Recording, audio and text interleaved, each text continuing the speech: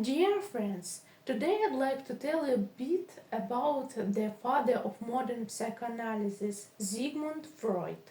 I have a collection of his books, some of them I read, some of them I reread, and some I'll still plan to read. Freud has a certain reputation in scientific, psychological, and other intellectual circles. So many years have passed, yet people still talk about him, make films, write books, and try to analyze his life and legacy. And no matter what, this man went down in history.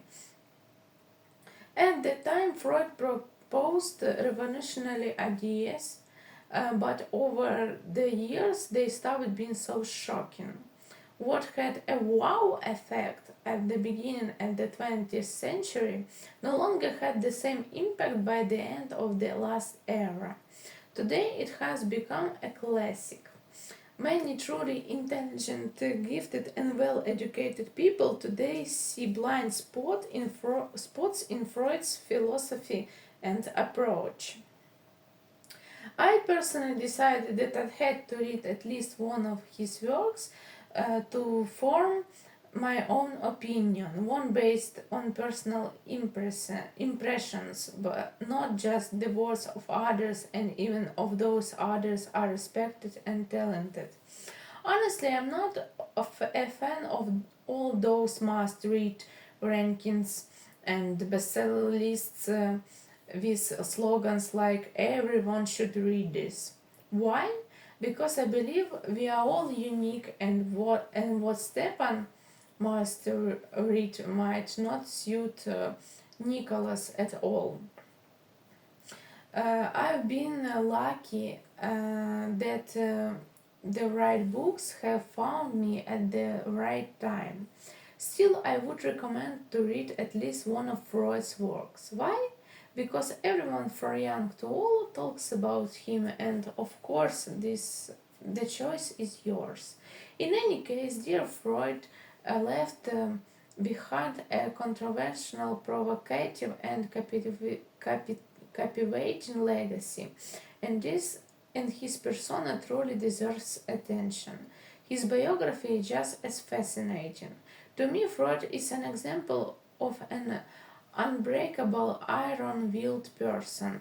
From a young age, he mastered the art of breaking through and standing up for himself in society, because his views were not welcome in the prim and moth-battled aristocratic and scientific circles. One can, one can only admire his resilience and self-belief. Fun facts: Sigmund Freud didn't just dislike music, he couldn't stand it. He once told his sister, "Either the piano goes or I do."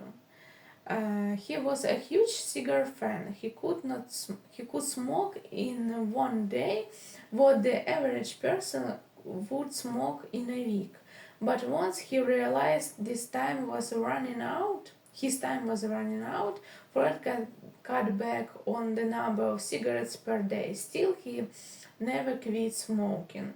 My favorite works were Totem and Taboo and On the Acquisition of Fire. I reread Totem and Taboo several times. Hide your cigarettes. The Freudians are coming. In the reader's foreword to the Acquisition of Fire, I remember reading about another one of my favorites, Hermann Hesse, and how much he respected Freud. Hesse always defended him and even wrote an article called "The Psychology of the Half-Educated" and about of those who unconsciously and or consciously twisted Freud's work. I read this article too, and it turned out to be fascinating. Freud once said, "Before art, the psychologist must lay down his weapons." But some poorly educated people, after reading his work, tried to analyze artist's creation purely through a psychological lens. Hesse in the article mentions about argued that psychology can understand what motivated an artist to create a particular work, but to analyze beauty through the prism of psychoanalysis is a future task, because we feel not with our minds but with our hearts, and to judge a work of art would be a profanation of both science and art. Thank you for your attention.